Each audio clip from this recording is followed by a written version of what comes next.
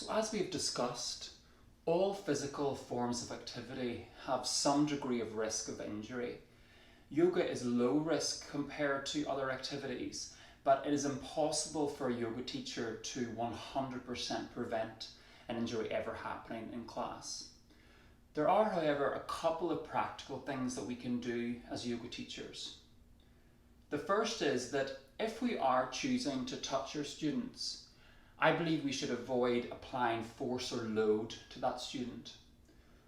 Now, touch can have many benefits. It can help a student to become aware of a certain part of their body. It can also be really helpful in terms of directional cues. But for me, applying load or force is a bit of a no-no. The next thing that we can do is we can provide props. So a chair can help a student to balance better. A bolster can help add support. The same with a blanket or a strap or a block. We can also help students to cultivate awareness.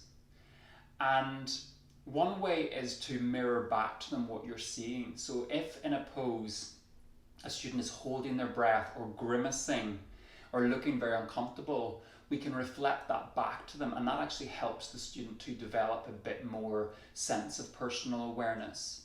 We can also ask a student to notice how their breath is feeling in a particular position, and we can say, notice how you're feeling tomorrow after the practice. So I think that cultivating awareness and giving the student some responsibility is really, really key here.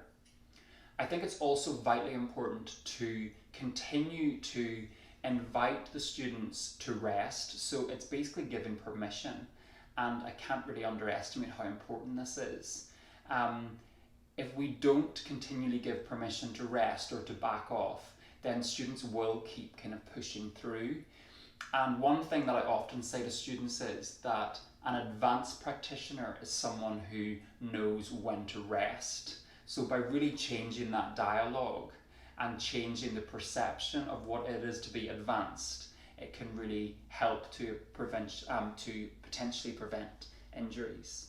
There is some research that has emerged recently that tells us that sleep is very important in preventing injury, and as a yoga teacher, unfortunately, we cannot do anything about that.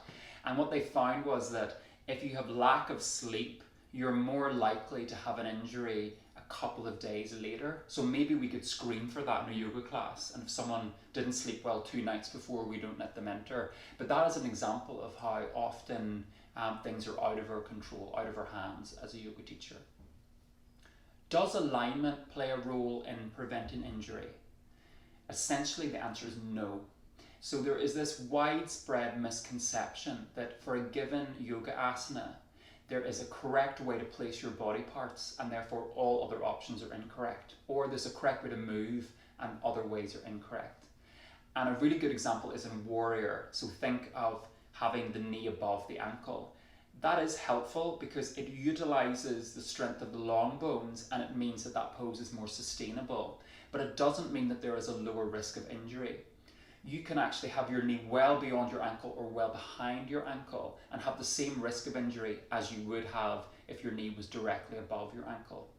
You can have your knee at exactly 90 degrees, but be doing something really weird at your ankle and quite weird at your hip, and the resulting force on the knee leads to an injury. So it is all about function over form. It is not what a pose looks like, but it's what it feels like for the student. And that is hard for teachers because we do want to have an element of control, but essentially I see our role as guiding the students to, in each moment, making sure that they're making the correct decision for themselves.